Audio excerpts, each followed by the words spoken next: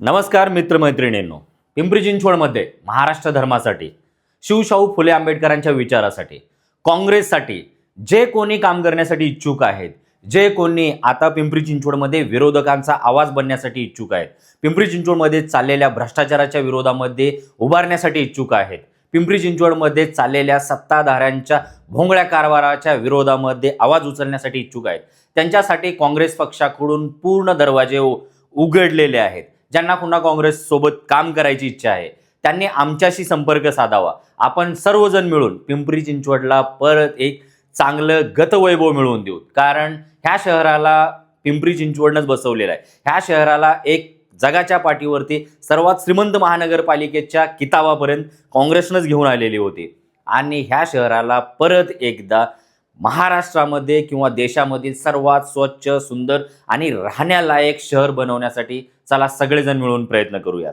आणि ह्या सत्ताधाऱ्यावरती अंकुश ठेवण्यासाठी काँग्रेस पक्षच आज सक्षमपणे काम करू शकतो आणि त्याच्यासाठी पुरोगामी विचाराचे महाराष्ट्र धर्म मानणाऱ्या लोकांना मी खुलं आमंत्रण देतो. सगळेजण या, सगळेजण मिळून आज महाराष्ट्रासाठी आणि पिंपरी चिंचवडसाठी काम करू. धन्यवाद.